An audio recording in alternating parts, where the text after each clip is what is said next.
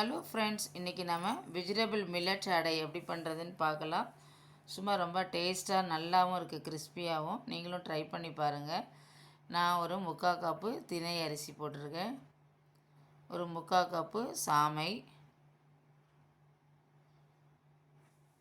ரெண்டுத்தையும் நல்லா மிக்ஸ் பண்ணிவிடுவோம். 2 கப்பும் சேர்த்து 2 தினையும் சாமையும் ஒரு 1/2 கப்பு. அதே மாதிரி 1/2 கப்பு பருப்பு போட்டிருக்கேன். கொஞ்சம் பயத்தம்பருப்பு, சிறுபருப்பு, கொஞ்சம் கடலைப்பருப்பு, உளுத்தம்பருப்பு 1 ஸ்பூன் போட்டுக்கலாம்.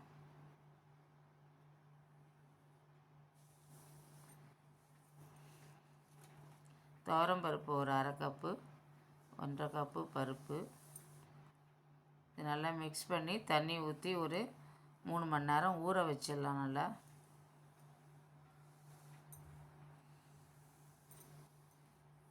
நல்லா ஊறின பிறகு நம்ம ஒரு 3 தடவை நல்லா களைஞ்சிக்கலாம். களைஞ்சிட்டு நான் கேரட்டு, வெங்காயம், கொத்தமல்லி, கருவேப்பிலை, நீங்கள் வேணும்னா கோஸ் கூட போட்டுக்கலாம். காயெல்லாம் கட் பண்ணி வச்சுருக்கேன். நல்லா மிக்சியில் அரைச்சிட்டேன். ரொம்பவும் நைஸாக அரைக்க வேண்டாம், சன்ன ரவா சைஸில் நீங்கள் அரைச்சா போதும். நல்லா இது மாதிரி மிக்ஸி போட்டுக்கலாம். இதில் நீங்கள் உப்பு போட்டு அரைச்சிட்டேன். கொஞ்சம் பெருங்காயத்தூள் போட்டுக்கலாம். போட்டு இப்போ கருவேப்பிலை, கேரட்டு, கொத்தமல்லி, வெங்காயம்,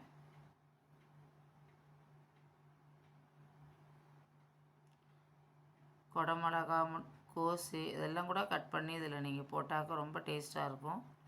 எல்லாத்தையும் இப்போ நம்ம நல்லா மிக்ஸ் பண்ணிடலாம். மிக்ஸ் பண்ணியாச்சு. வேணும்னா கொஞ்சம் தண்ணி விட்டுக்கோங்க.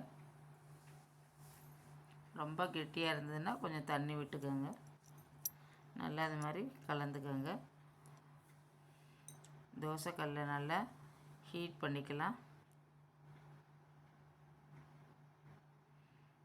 கொஞ்சம் எண்ணெய் விட்டு நல்லா ஹீட் பண்ணிப்போம் தோசைக்கல்லை. இப்போ நம்ம மாவை விட்டுக்கலாம்.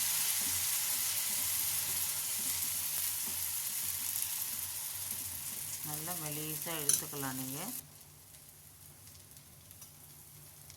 கொஞ்சமாக நெய் விட்டுக்கோங்க, நல்லா வாசனையாக இருக்கும். நெய் பிடிக்கலன்னா நீங்கள் எண்ணெயே விட்டுக்கலாம். இப்போ நல்லா திருப்பி போட்டுக்கலாம்.